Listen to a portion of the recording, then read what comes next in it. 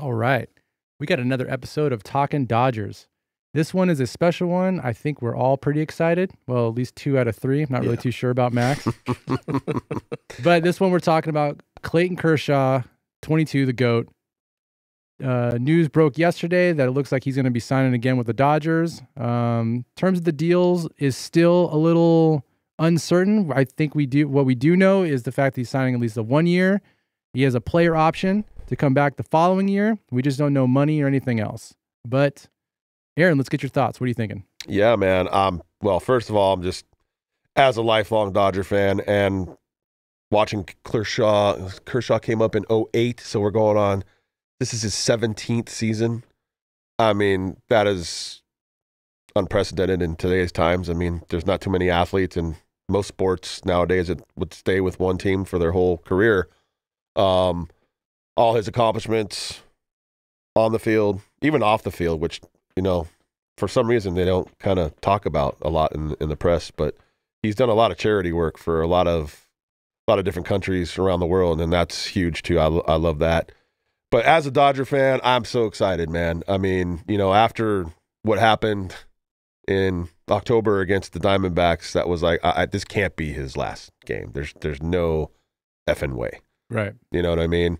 And so when the news came out, I was like, well, yeah, of course he's going to come back a Dodger. I didn't think he was ever going to go to Texas. I mean, it made sense only because he's from there and he lives like 10 minutes from the stadium.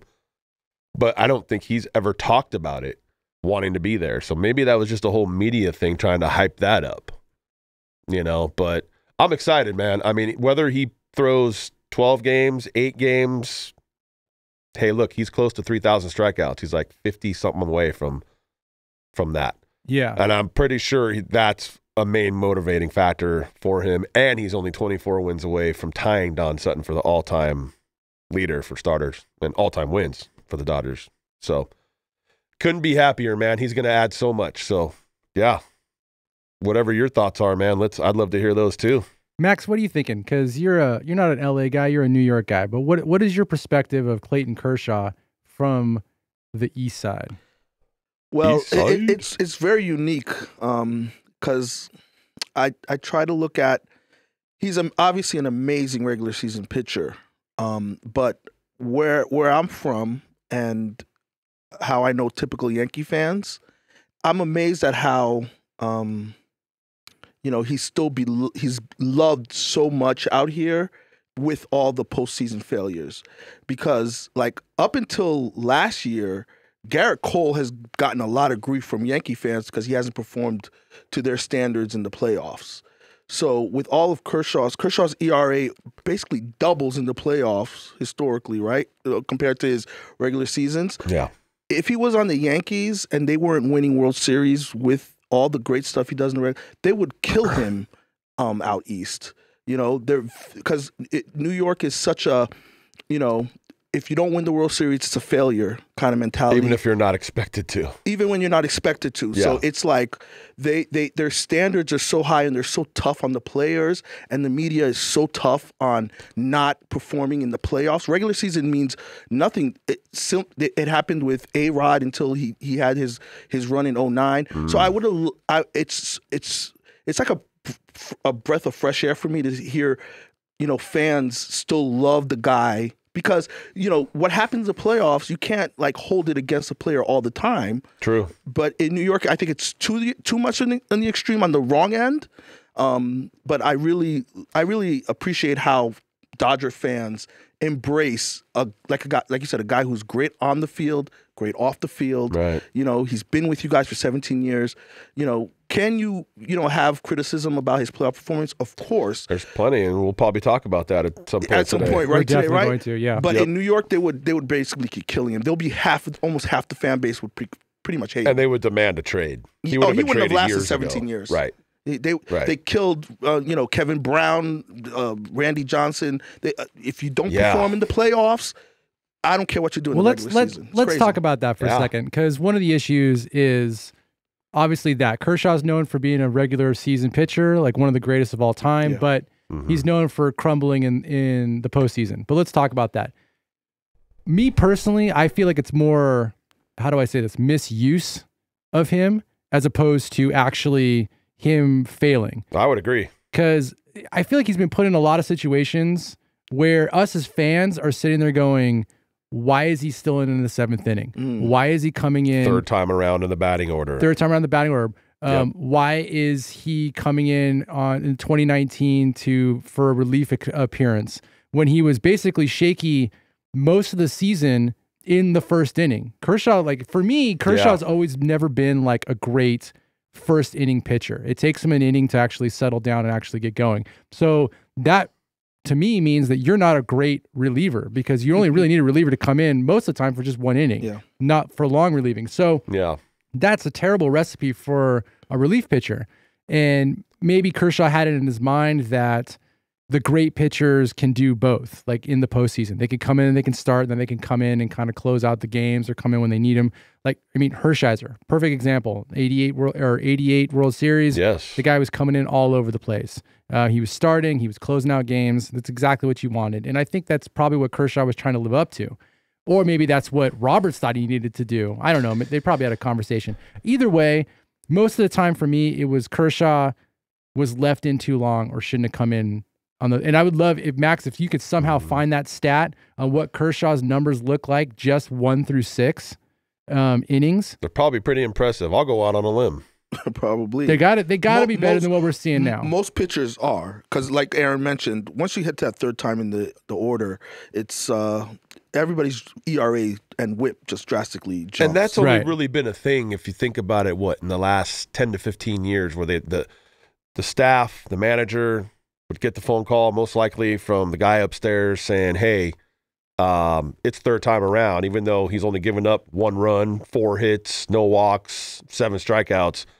The analytics say third time around, these guys in the batting order are going to have a better chance at hitting him, and it's only a 2-run game. Yeah, and we're also not. And it's maybe game 5 of the first round of the playoffs, like it was against St. Louis. You know, maybe that wasn't game 5. Actually, I think that was game 1. So. And I'm not talking obviously about what happened last year with his 1 1/3 inning. Man, he was hit.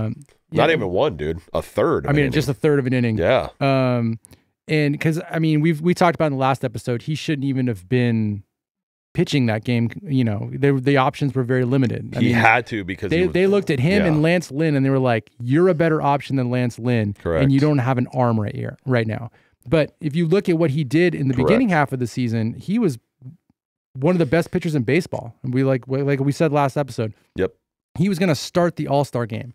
He was lights out. Yeah, right. Until, it was like 2.5-ish, somewhere around there. So, he was on fire.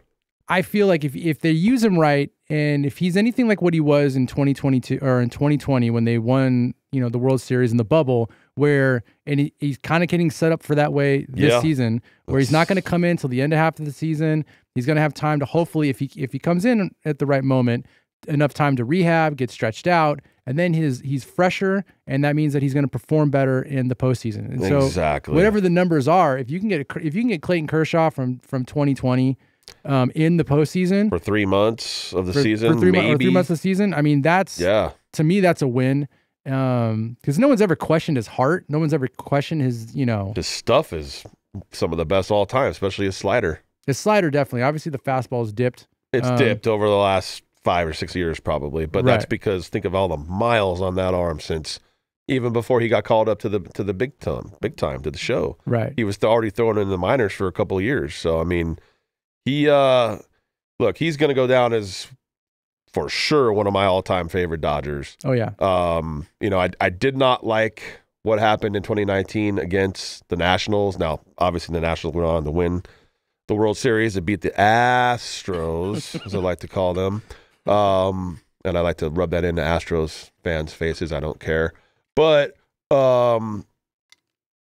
Kershaw was in that one game. I think it was against... Was it against Howie Kendrick where he gave up like a grand slam or something like that? Or was that Joe Kelly who did that? I don't remember. I know Howie Kendrick hit a home run, like a grand slam, and that pretty much cemented the game. No, the 2019 playoff when he came in for relief? When he came in for relief. No, so he came in, oh my God, this pissed me off so much. So I was already mad that he got brought into the game, okay? So he got brought in, if I remember correctly, I know maybe the one person who's watching this, listening to this can correct me if I'm wrong, but he comes in one of the innings, and there's already 2 outs, and he strikes out somebody on some really bad pitches. Like, he threw some pitches that weren't even in the strike zone, and I can't remember who was batting, but they swung at everything. They just had no plate discipline. What game was that? Game 2? That was the last game. Oh, the last game. That was the last game. That was game 5 of that series. Yeah. And so, and he did not look good. And I was already like, couldn't believe they brought him in. You had somebody that was already, Kente, I think Maeda was sitting around waiting to get into the game, I believe. it was Kente Maeda. Like sounds about right. He was sitting there like, and he was doing a phenomenal job in relief. And so it was kind of very surprising that they brought Kershaw in. And so they bring Kershaw in, he strikes out whoever it was, I can't remember, sits, comes in the next inning, which already it's like you're bringing him in for another inning. And it was the first 2 batters, first pitch on both batters. Yep. Homer. Yep. Anthony Rendon. Which I believe ties the game. That makes sense. Rendon. And then the next homer. Juan Soto, Yankee. Gives them the lead. Or it might have been those 2 homers actually tied it for them. I can't remember. Either way, the lead was lost. The lead was lost. Howard Kendrick was off Joe Kelly. That was off Joe Kelly. Yeah. Right. So there was no thank you, Max. There was no reason to bring Kershaw into that game because you still had a bullpen that had proven themselves that year, and you had Maeda sitting there. Yeah. And Maeda's stuff, I mean, I know. He always wanted to start, and the Dodgers kept trying to push him into the bullpen. He's sitting there in your bullpen. Yeah. Why are you okay? He's doing what you wanted him to do. Why are you bringing in the guy? It just didn't make sense. Salt in the wound. Maeda came in after and struck out 3 guys. I know he did, and it was some nasty stuff too. It was nasty. That hurts. And I'm sitting. I remember where I was. Of course he did. Of course he did. I'm sitting in my living room losing my mind because I was so upset about it. I lost my shit at that game, game 5, and what I didn't like the most out of all of that was the way Dodger fans were treating their hard-earned money that they spent on their Kershaw jerseys that they were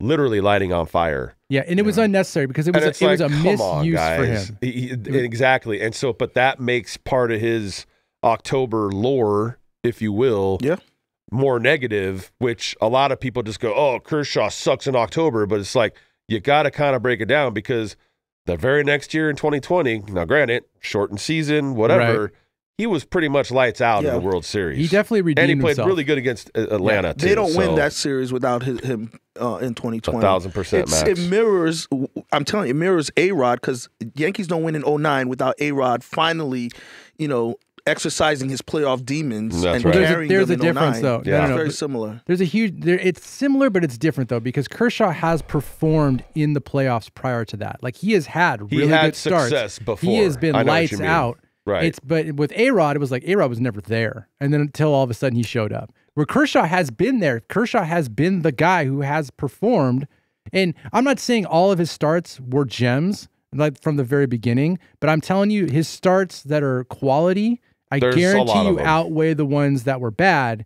It was just and look, Aaron, we've had our conversations about Roberts, where I feel like I'm more of a Roberts fan than you are, because of certain things that Roberts has done in the postseason, the misuse of the bullpen, taking out starters either too soon or leaving them in too long. Don't get me started on 2018 Game 4 against the Red Sox. I know, but as us as fans, what's so great about this podcast is we can sit here and vent, but at the end of the day, we don't know what the conversations are behind the scenes. We don't know. Do I want that responsibility? No.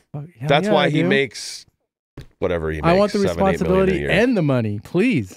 But you say that now, dude, but that's a hot seat, brother. That is a hot seat. For $8 million, you can light that seat on fire, and I will sit in it for quite a long time. Hey, I hope it happens for you. Just get me some tickets if it does. But listen. Put me on your coaching staff.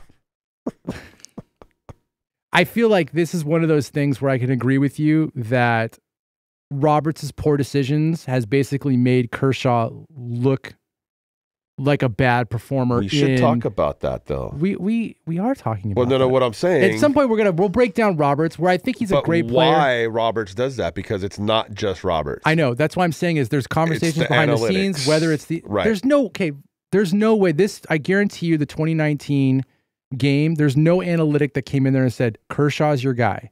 I don't think it was there. I think that was a conversation that Roberts and Kershaw had. I would agree with you on that one. And maybe that's some of the reasons why Kershaw keeps coming back, where it's like, I kind of screwed you guys. You did me a solid. I'm going to keep doing you a solid. We don't know those conversations. We don't know those conversations. Maybe Kershaw called from the bullpen as like, hey, Roberts, put my ass in. I'm ready because we need to win this game. He probably did because he wanted to be in there. I love that. I do. I love that too. I love that. But I also love a manager who goes, no, kid, you're not going in. I've seen how you've looked throughout the season. You're not a good one-inning pitcher. You're not a good first-inning pitcher. So maybe that's something they had a conversation with. Look, you got out of the first inning. You struck out the first guy. So maybe the second inning you come in, you'll be amazing. But they ambushed him on 2 fastballs and it was done with. 2017, I'll go back a little bit, and I hate talking about 2017 for obvious reasons as Dodger fans. We're snowballing this. And you should too, Max, because whatever, Astros and whatnot. Right. You say it. You're allowed to say it. Oh, no, I'll definitely say it. I've said it before. I'll keep saying it. Astros cheaters, Astros cheaters, Astros cheaters. So my point being, Game 7, Yu Darvish starts Game 7 at home. Yep. Where supposedly he was tipping his pitches. That's what we all thought. Right. And that was the rumor, if you will. I don't know. Hold on. Go ahead. Kershaw got called in, I think it was second or third inning because Darvish didn't last long because at some point, I think it was second or third inning, we were already down like 4-5-0. Kershaw came in and held them at bay for about 3 innings, I want to say. Him and 4. Woods. Yeah. So that, to me right there, it's when you use him. And also, it's all about the player's mentality at the time, right? Like, basically, it's the last game of the year. You got to go out and do whatever you can. You know, you don't have your best stuff. Well, make it happen anyways. That's why the manager's in a tough situation in that Game 5 against Washington, because you have your ace come in, and it's hard to take him. He just got you out of an inning. It's hard, and you had a lead, right? It's hard to take him out because he is your ace. 100%. You know, that's a very difficult, and especially call someone for a that who is, is a future Hall of Famer. Yeah, he's a perennial All-Star. All right. Yeah, that's a lot. I got to back it up just for a second. Robbie wants to back it up. Since we just talked about the 2017 World Series, and you talked about putting in Yu Darvish. So here's what upset me before you even found out that they were cheating, right? Before you found out that the trash cans were cheating. The trash throws. Yep. Is that Yu Darvish got rocked his first game in the World Series. He did. Rocked. So then there was already conversations. Do you start Kershaw on short rest, which I believe we were all, I was one of the people that was saying, don't do that. I was one of the people who was actually saying Woods is the guy because Woods, I believe, had a no-hitter. Alex Wood. Alex Woods had a no-hitter, correct me if I'm wrong, going into the 7th inning.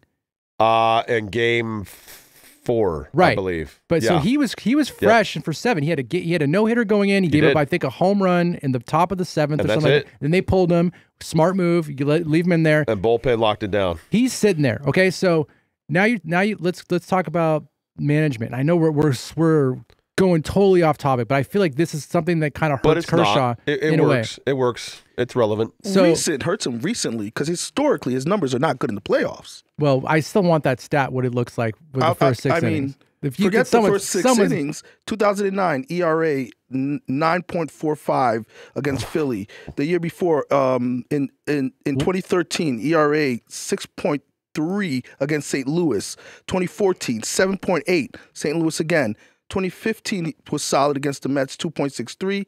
2016 against I want to see Cubs. The box scores. I mean, those are pretty box rough. Scores would I want to see the box scores. What is those he? What Walks, numbers is he giving up? Hits. Oh, they're hold on. They're all here. Hold they're on. not good. Let's go back really fast. So really quick. Good. I know. Okay, so we really know quick. that. We definitely know they're not good. Recently, you could say the manager, but historically, it's still bad. Okay, let me just say this one thing about the 2017, and then we're done with it. Okay, so you had Woods sitting there. He had a no-hitter going into the 7th inning. Blah blah whatever. He's fresh. He's ready to go in the 7th inning. Darvish got rocked. I understand Darvish had great stuff, but you still went with Darvish because you thought maybe he had a bad outing. Okay, so then you come to find out later that you thought maybe he was tipping his pitches. With every management, every coach, everybody that's in the Dodgers organization, you don't think they would have jumped on that tape and looked at the game that Darvish pitched before the 7th game and tried to figure out what happened before he went in, and nobody figured out if he was either A, tipping pitches, or B, there's a trash can being slammed in the background. Something there, somebody should have found it. Cans. Not a fan, management, coach should have found that before Game 7. No, you're right. Well, and nobody- why So didn't it's they? not even Darvish's fault. It's not Darvish's fault because It they were was misuse. cheating. It's It was the trash misuse. cans, and no one would have found out about the trash cans until the guy's interview. And that game was at home because here's the thing: the trash cans, all of their cheating allegedly was at home, Yeah, it was not at on the road because they had the advantage of And the their camera in stats center proved field, it too. the cameras and recording devices in the dugout and all that. It's and not it's his like, fault. You're completely right. It's not, and you can't blame the organization either. and here's the thing: you It was an can't blame elaborate them a scheme. little. To find out, though, you got to. But here's the thing: we gave up a lot that year for Darvish, and I know we're supposed to be talking about Kershaw, but it is still we're relevant spiraling. because Kershaw did pitch Game 5 where the Trash Tros didn't swing at any of his off-speed pitches. They knew knew they were exactly what coming. was coming. Yep. Yeah, So that's pretty bad. That will always piss me off, and the fact that they still have their ring is. All right. Anyways, Okay, Max, yeah, you we got a are home- spiraling. Max, here. you got homework really fast. Let's talk about the. We're going to talk about the impact of what Kershaw is going to have and what we think the impact he's going to have this season. Oh yeah. But Max, do me a favor, please go to one of those years that Kershaw had like an inflated ERA and just pull up one of the games box score. Oh, you want the box score? Sure. Like No problem. give me 2 games box scores and let me know how. Like I'm just curious on what it looks like I on the am back too, end of actually. it. Okay. So, anyways, No while you're problem. doing that, the impact I believe that Kershaw is going to have this season, he's going to come in. I believe obviously he's not going to be able to pitch until the later half of the season, right? We've already talked about that. He's already come All-star out and said that he's- breakish, maybe a all-star little bit breakish. So later. basically, he could be treated as an trade deadline pickup. You can look at it this way. And a fresh Kershaw is obviously a win, I believe, for Dodger fans completely. But it's going to go back to our last episode. Is now we're building the ultimate 6-man, possibly 7-man rotation because there's not a single pitcher that That's they true. have right now that you could think is either not going to get injured or it's like that's not injured prone or is just a rookie coming up that you just want to build him up.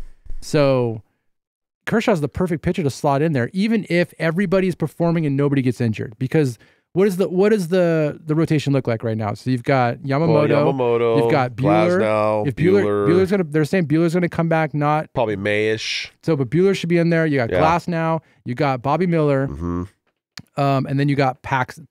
Right? Paxton. So those 5 right there, every single one of those people, with the exception of Bobby Miller, is injury prone. Right. And we haven't even talked about Emmett Sheehan yet. Yep. Okay. And we still have Michael Grove and the rookies from last year. That And can then you still be also, there. you also still besides have Sheehan. Dustin May at some point is supposed to I'd come love back. to have Dustin May come So back this year. let's say Kershaw comes back and you keep it as a 6-man rotation. Just Kershaw, 6-man rotation right now. You take Paxton, you leave him in the rotation, but you take Sheehan. If he was in the 6-man rotation, you move him to the bullpen. Dustin May comes back. Now he's in the bullpen. You got those 2 firecrackers sitting there. I like what you're going with this. That's pretty good, right? That And just it's solidifies our bullpen even more, bro. But at some point, the playoffs need to start. Your postseason's going to start. Yeah. Kershaw is not going to the bullpen. No, I we've promise already you this right now. discussed that. He's not going to the bullpen. So No. you're going to take 4 guys. So you got Kershaw. Mm-hmm. Who's your 3 other? I mean, hopefully it's Yamamoto because what you're paying Yamamoto. him. It's Buehler for what you're paying Hopefully him. Buehler. It's Glass now. But you got definitely what we're Bobby paying Miller. him. Right. Bobby Miller was arguably the best pitcher the Dodgers had last. He was our best starter. Kershaw was the best starter before the All-Star break, and then Besides Bobby Miller was the best Kershaw. starter after the All-Star break. Yeah. Yep. So you put Bobby Miller in the bullpen as well. So hopefully no sophomore jinx this year for Bobby Miller. So let's say that it's Don't healthy. think it's going to happen. I don't think it's going to happen. But let's say that they're healthy, and this is because of Kershaw's presence, because the impact Kershaw's going to have, because he's going to be rested. Yeah. Now your bullpen, if everybody stays healthy, the people that you want to stay healthy, you got Evan Phillips, you got May in there, you've got Gratterall.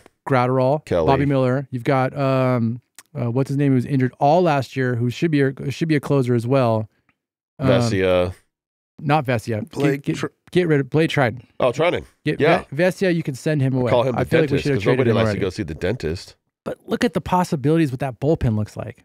Oh, I do. Oh my God. I know. If the starters perform and you have that bullpen, and I'm calling it, that is the best pitching in Major League Baseball. You talked hands about down. it at the in that last I would agree episode with of the you. podcast. But you I guys was- shortened the games drastically. Yeah, but I wasn't even talking about the people were moving in. Yeah, Like that's right. I think we might have forgot about May in the last episode. Well, we did he's supposed to because- come back this season. Right, and there hasn't been any updates on him. He's still rehabbing, which is fine. Let him do his thing for another 3, 4, 5 months, whatever that's going to be. Right. But also, as far as Kershaw goes, he's not going to have to be that guy that goes 7 to 8 innings anymore. We If he don't gives want us him to. 5 Never innings, want him to. We never wanted him to. No. I mean, maybe we did when He he, had was to back younger, in when the he was day. like in 2014, 2015. But I when he feel was like, MVP Kershaw. Yeah. but even, I mean, 2017, I think we did a little bit. But after 2017, I feel like we didn't want that anymore. I don't remember sitting had a by good any solid, other probably Dodger fans 7 going, I can't seasons. wait for him to start the 7th inning. I Yeah. bet he's going to be amazing. Right. Nobody was saying that. No. He wanted to just because he's Sure. a competitor. Yeah. And these guys have, and it's not a bad thing. You have to have an ego, but these guys' egos are just out of this world. They should be. I mean, You they know? have to be. Just to get to that point course. in their lives, they have to be. They have to think they're the best player Well, on the planet. But And it's all the money definite- that they're making, of course. It's unfair for them because coming up, everybody's training these pitchers now to go 5, 6 innings, and now when you ask them it. to extend that, it's kind of not It's fair out of their to them. comfort zone. They're not built up for that. They don't let them pitch that in the minors. That's true. You're developing these pitchers to give you 5, 6 innings tops. That's why I love how this organization has really focused on mostly pitching this offseason. Yeah. We haven't really focused on the hitting part. It was they've mostly gotten the pitching. hitting. Right. And that's So our now that's we're our last strengthening topic. the bullpen even more so than last year. The bullpen was supposed to be great last year. It didn't until like the last 2 or 3 months. I think it was like the last month they became good. I think it was August and September, and then October. Well, that was mostly starting pitching anyways. So Yeah. yeah. All right. Well, So we went through the what impact. else do you want to touch on? Let's talk about Kershaw's future. So Future of Kershaw. Okay. I think we can now stop talking about Kershaw going to another organization. He's not going to be going to the Rangers because now with his new deal it's a 1 year plus a player option. And so that would mean that he's with the Dodgers for how many years now? That's 17? This would be 17 years. This right now, or it This would, coming season is 17. 17. so that means if Because he was brought up in 08. so if he does the player option, that'll be 18 seasons. That's right. Okay. So I think it might be safe to say that he's not going anywhere. I think we can say that he's going to retire as a Dodger. Oh, 100%. And you know how rare that is? We That's talked right. about it last episode. We did. You named off a whole bunch of people, I believe, in the last episode. And Kobe to Magic, which is like his, like the greats. Like Derek Jeter. it's very hard Gotta to throw say. Jeter in there Jeter for in there. Max. Mo, Mo, Rivera, right? Yeah. Right? Yeah. Tim Duncan. Tim Duncan. Wow. Right. Yeah. Yeah. There's a couple The of big greats. fundamental, Shaq used to call him. Yeah, it's really unprecedented, man. And his future, like I was saying earlier, he's 24 wins away from tying Don Sutton's all-time winning record with wins. He's 50, I think, I saw it last night, 56 strikeouts away. He can get those 56 strikeouts this year. Yeah. If he can, I mean, we have to average 5.5 strikeouts a game for 10 games. That's easy. Even if he goes 5 innings per game, he's got that. So something tells me that's important to him. But more importantly, winning is important to him. And he's only got the 1 ring in 2020. And a lot of people should have to. Well, he should. Right. All the players should have 2, obviously. I mean, look, man, I'm looking at it right now where it's like he can do whatever he wants. If he's ready by June, they'll probably be like, yeah, sure, let's go. Now, do we want him throwing more than 60, 70 innings? Probably not. No. They're projecting him to do 66. Which, I mean, that's good. Dakota if he can, we would take it, of course. How many innings did he do in 2020? 20. Granted, also, he was coming in healthy in 2020. We still have to remember he's still going to be rehabbing. Yes. I mean, yeah, he's 3 months removed from the surgery. So, but again, 20. I don't think He had 120. Wait, 2020, he did 58. Okay. Last that year, makes sense. 131. Yeah, because it was a shortened season. Okay. How many last year? 131? 131. How many Okay. innings did he do before he got injured? What do you mean? Well, he was one of the best pitchers in baseball before the All-Star break, right? And he got pulled How many in that innings- Colorado. Actually, he pulled himself out of that Colorado Yeah, game. because he was Right pitching before a the gem in All-Star that game break. too. I think it was like end of June. So how many innings did he have before he went on the injured list? Oh, that's a good one. I'm still waiting for my other one I threw at you, though. Oh, I have the other ones. I have the box scores. I had to do 2 box scores to give him the benefit of the doubt. Right. I went to his MVP season in 2014 versus St. Louis. Okay. Game 1, not what you want. I mean, he got rocked. I remember that. Yeah, 6 innings, Matt Carpenter 8 hits, 8 earned runs. Oh, 8 earned runs? Yeah. 8 earned runs. I wiped that out of my mind. Did they play the Cardinals that year? Yeah. But he came back. He pitched Game 5, and it was a much more respectable 6 innings, 3 earned runs. I mean, I can't kill him for that. That's a solid number. That's a really that's solid what you outing. want. It was that Game 1 kept him in that the game. just blew up his and you don't expect that. That was his MVP year in 2014. Give me the runs earned per inning on the first game. The first game? Yeah. Hold on, I just had that here. So, Game 1. I mean, he struck out like 10 people that game too. Yeah. That's not surprising.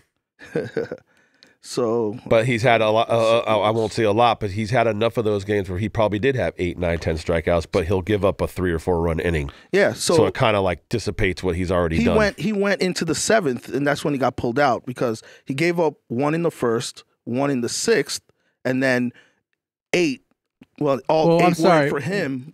You know, wait, 6 hold on a were second. for him in the 7th. Did you just tell me that for the first 6 innings he only gave up 2 earned runs, 2 and then when runs. he hit the 7th inning, how many runs did he give up? The St. Louis scored 8. He gave up 6. Right, so they but that all in the 7th inning. Yeah. Okay. Long. So I feel like maybe what I'm saying is true. So what happened in the 5th game or in Game 5? Game 5. Yeah. That one.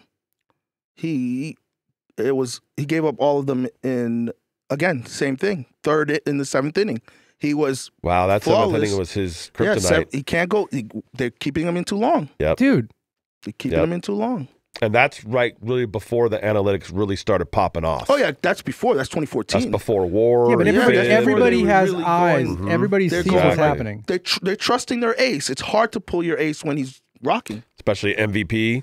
He'd already won Cy Young 3 times. Yeah. I really want to know if we can find out what his ERA is for just the first 6 innings.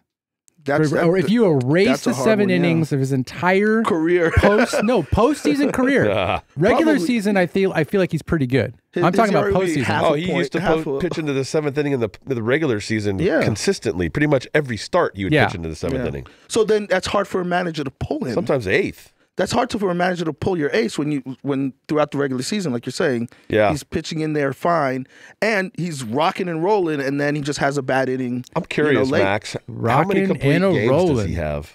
Oh, that's a good one. I'm going to say there's probably no more than 10. Oh, okay. That's my guess. I pull that for you. I'm very curious about that. So, like stat. Robbie's saying, a lot of his postseason thing is manager is it's misuse. Manager's not having the guts to pull him out.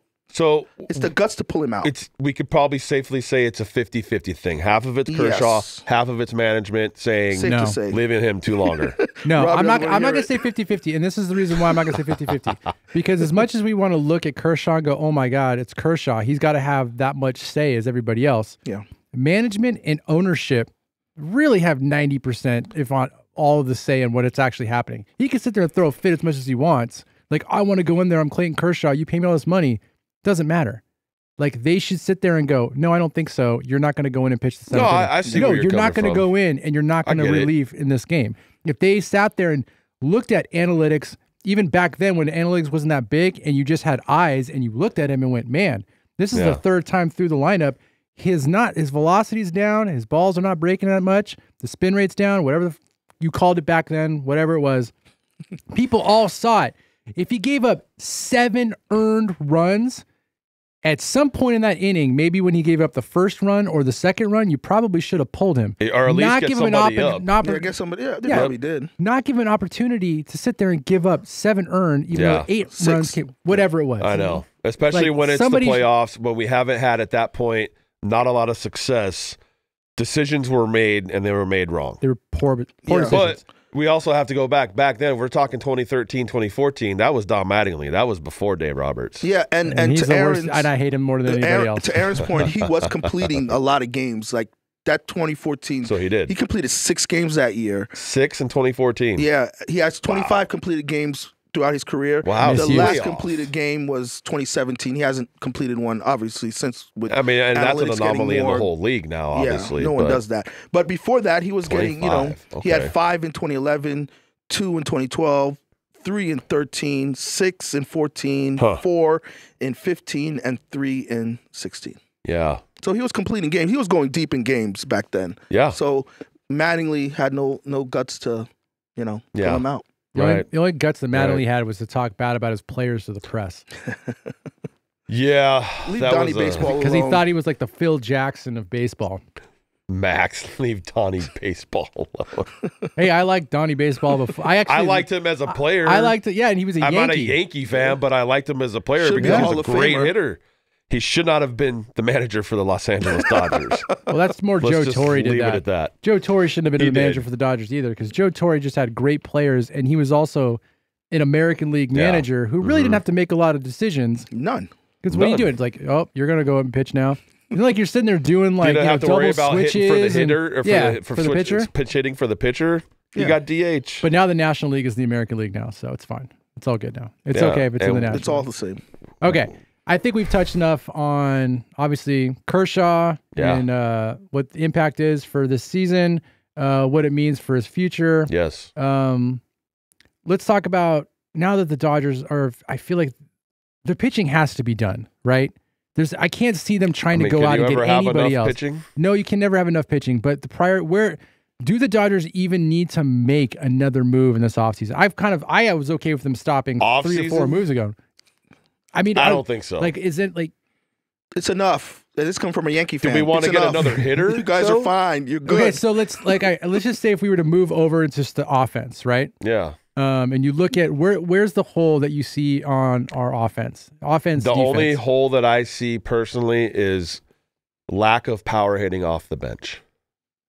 Now, you do have Chris Taylor, and who else would we have coming off the bench? Barnes, like we talked about last Margot's episode. A pretty solid hitter. You also got Rojas, but he had like 1 home run, 2 home runs last season. And then I think those were his first home runs in the last like 2 or 3 seasons. Yeah, you can't really rely on him for power. No. Maybe to get a hit if you need a big single clutch hit, with 2 outs or whatever, maybe. But trade deadline, you can get a bat to get come a bat off the bench. I would love for them to re-sign Kike Hernandez. I mean, as a fan favorite, as the ladies love him. He is just a great guy in the dugout. He's going to do his little shenanigans, his little dances. Like, cool, yeah, let's bring that energy. He's also clutch. He's very clutch. We talked about, like, if they can get him and then you still have Chris Taylor sitting on the bench, those are 2 probably, that'd be like one of the most clutch benches in the league. Yeah. Because they come through in the playoffs. They definitely do. When you need big hits and you put them up there, they're better options than putting in Barnes. Yeah. And I'm still pissed off that I don't know. I want to see the analytics sheet. And when you decided to put Barnes in on the last game of the playoffs, instead of keeping in... why was that our only option? We're not going to have to worry about that this year. It's because it was righty-lefty, but it's also like the guy's batting 187. He's cold. He's been sitting on the bench like this entire time. Why are you taking out the guy who's actually seen live pitching in the last ball's on a tee and he'll swing and miss? It didn't make any sense. But sorry, Austin. It's a better option. It means that you'd have to rely less on Barnes. But the problem is, I don't know if they can get anybody else and say this is our bench guy, because you're not going to get rid of Rojas. Nah, we need him. You're not going to get. He's going to need to back up Lux from time to time.